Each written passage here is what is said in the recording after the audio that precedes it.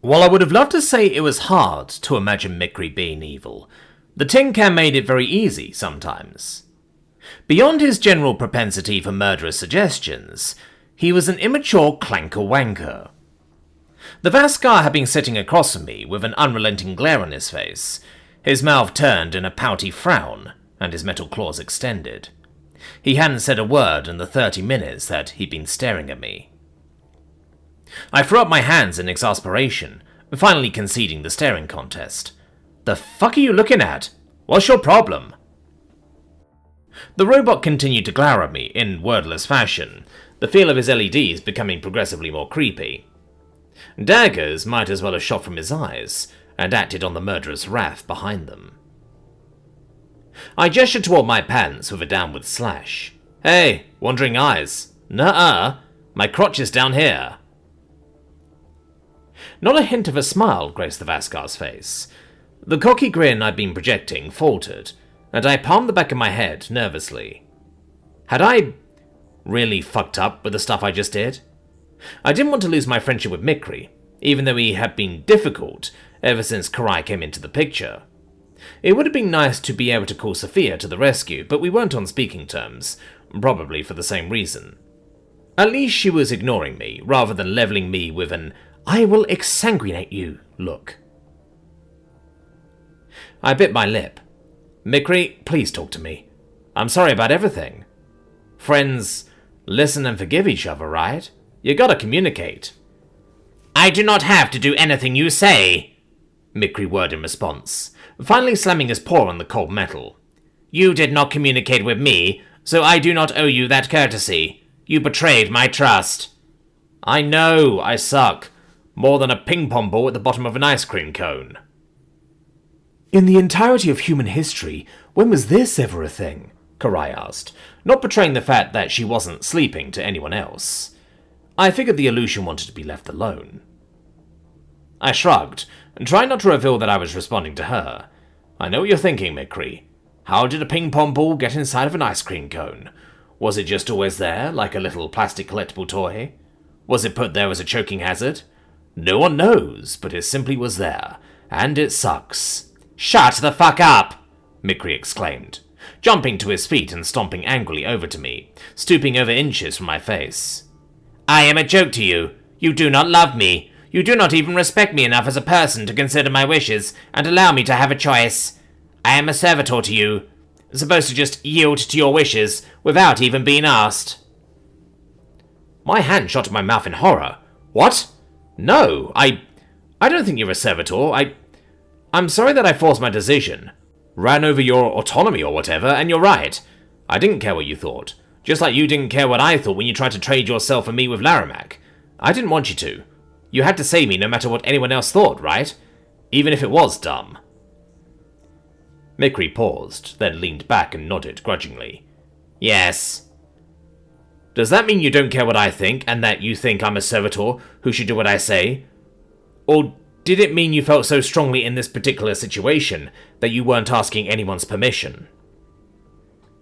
The Vaskar sulked, his frown deepening. "That's different. That was to help you, because your wishes would have resulted in you getting hurt. And your wishes would have resulted in Karai getting hurt. I know that with 100% certainty, after that probe shit. I had to save her, and I wasn't asking. It was too important to me, so I'd ask forgiveness, not permission. I couldn't give you the chance to stop me. I'm sorry if aiding me felt compulsory, but I just did what I had to. What was right." "That was your decision to make for all of us?" Sophia snapped, breaking her silence. "To endanger our entire species, and to put our own lives in danger, when you couldn't guarantee Karai wouldn't hand us over to them? You were willing to damn us all because of emotions, impulse, topica glottas." Sophia. "No! Enough, Preston! You never stop to think before you act, and the stakes are too fucking high for you to go on rushing obstinately into danger, and dragging others right along with you. That's exactly what got you captured by Laramak, and don't tell me it's unfair for saying what I was too nice to say 6 months ago. You need to fucking get it in your head. It's almost gotten us all killed, and it still might." I leaned away, taken aback by the harsh sting as her torrent of words washed over me. The guilt I felt over everything that's happened with Laramach and all of my past failures erupted like a geyser. I couldn't keep it together or play it off as a joke, not when her accusations struck at my core. I just wanted to keep the people I loved safe and to finally preserve the happiness I found. Why was everything I did wrong? It couldn't be wrong to listen to my heart, and Karai hadn't turned on us. It worked out, Sophia is right. You're a bad friend and a worse leader who might have cost humanity big time, all out of selfishness. It's easy to say, what could I have done? But you didn't stop to think about that or talk it through with your companions, did you? You didn't even give them a chance to weigh in. I'm sorry, I blubbered, as shame and the weight of my own failure exploded from the box I packed them in. I just wanted to be a good person and to help. I can't protect anyone, and it's been so hard to just move on. I felt so powerless, and I keep getting thrown in situations where I'm powerless, and people get fucking hurt. Karai stirred, finally not pretending to sleep as my body collapsed into itself. Not the first person to do something foolish for love, especially under a great deal of stress. You acted against your better judgment because you care, as have I, yet I'm glad you did. Even in all of this, I understand you more than ever. I failed to protect my people in the same way. The cost makes me wonder if it all was worth it. I don't know. I'd do it all again because I'm selfish and I can't lose you. I've never had anyone, and I'm not the guy that can make sacrifices even when I should. It's not an equation to my calculation matrix. I need the full set, all of you, and now I've lost Sophia and Mikri before I ever... I'm sorry, you should hate me. Sophia took a deep breath, fighting to keep her cool. I don't hate you, Preston. I know you've been through a lot, but that's not an excuse forever. People like us have to be reasonable. I'm upset, angry, and frightened for the future, and I'm furious that you didn't even give me a chance to partake in the decision, to understand. I've always had your back, but this time went too far. I know. You both deserve better. What's done is done. I just hope there's something I can do to make it up to you. If we deserve better, then be better. Think things through. An apology is only as good as the change that comes from it. I'll move past this in time, but you can't keep bulldozing through life without considering the consequences, for you and the rest of us around you. I know. I'm sorry for adding to your stress, Sophia. It hasn't been easy for any of us, not just me. Mikri, will you ever forgive me? The Vaskar beeped in dismay. Of course I will, but why don't you love me like you love her? Why are you overwriting our friendship? Like you said, I would have sacrificed myself for you because I need you. You no longer need me and my inadequate processor. It's not... Sophia started to comfort the android before her forced look of concern melted. I'm sorry. I can't do this now. Later, we'll talk about this, but please just trust me for now. He still loves and needs you, and nothing has to change, but... Please, Mikri. I do not wish to distress you, Fifi. I will wait. I will pretend this is okay. That's not what I... No. That's fine, I guess. Treat things like they're normal. We need each other. The scientist scurried off to sit by herself, and I held Mikri back. We needed to give her some space, and I thought pestering her about the Vaskar's wild insecurities and misunderstanding of romance, or our present circumstances, wasn't a good idea. To my surprise, Karai walked over to join Dr. Aguado in the darkness. I could see shadows moving as the illusion hugged Sophia, allowing my human partner to weep into her nanobot chainmail. The grey alien was quiet and steady, able to weather the eons. That's the ethereal aura that I love about her, somehow comforting and seen above it all at once. I remember how good it felt to be held in her arms after Big Head, and to fall into them after the memory walk. To give Karai the comfort she's given us.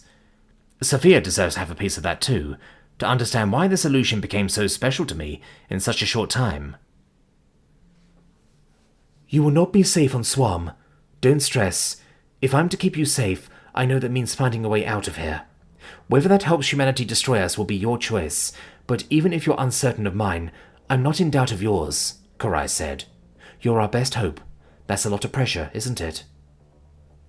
Sophia snorted, wiping snot off her upper lip. I thought I could stop this from happening. Maybe if I had been able to snap out of it in the 5D portal, I could have seen something more. The probe still would have broken under the same level of stress. Those visions are never helpful, are they? Often lacking context and mired in ambiguity. I've replayed those words thousands of times, picked apart every one. I'd like to think there's more to these visions, that they could have other meanings. Do you think that? I don't know, Karai. I'm sorry that I wanted to leave you behind. Don't be. Yours was the right choice. The stakes are too high. I understand. You already had precog, so maybe you have some of that context in their visions. Sophia's eyes glitter with sorrow in the darkness. The bodies were on Swam. I know that now. And we were here watching them drop. A cavalry riding in from the stars. Terrifying to see how quickly it all happened. Not much time to panic, like you felt staring down at Pompeii. I related to spectating that from a moment in time I haven't experienced yet. It's wild. I can imagine.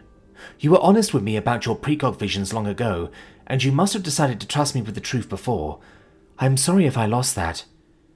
I've lived my entire life as your guardian. Whatever my thoughts, I never play any willing part in humanity's elimination, no more than I will with the Aleutians at stake. The hardest part is there is no middle ground. Would you really side against your own species, if it came down to that? I would, Mikri answered to me telepathically. Humans are more important to me than even the network's survival.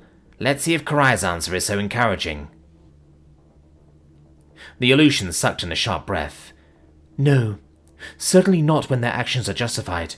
If it came down to it, I would bring you back, even if it took 1,000,000 years. I would start over, go through this all over.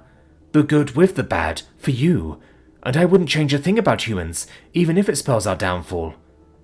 It's a risk I was and am willing to take. For love? Sophia prompted, earning a nod. You never answered that question you asked yourself, Karai. Was it all worth it? On paper, of course not. But it's not an equation to my calculation matrix, as Preston put it. It was worth it to me for a single second here with you. Love is so transactional to Aleutians that our marriages are bound with an expiration date. The assumption that it will and should die is ingrained into the very fabric of the idea. We don't believe it will or could last forever. We don't believe anything can. If you go into something with the idea that it will fail, that becomes a self-fulfilling prophecy, as much as the Aleutians determining that humans would destroy them. Karai smiled. It's not having deep enough conviction, not believing that anything is enough for forever, that made me tell you immortality was a curse. Preston represents the idea that maybe eternity could be more than dull and meaningless. It could be exciting, even. I know you find his mentality frustrating, Dr. Aguado, but I hope you can find hope in that. And I hope you can remember that love is important as well. The outline of Sophia's head turned toward the Vaskar. Mikri reminded me of that, Karai. I feel the exact same protectiveness and responsibility for him, as if he was my own creation. I want to see him succeed, and I wish I could have set Netchild up to walk this path, if only to say I truly played a part in it. The idea of having something that could live beyond us excites my soul. I am not excited by the idea of living beyond you, Mikri exclaimed, beeping in horror. But I love you too.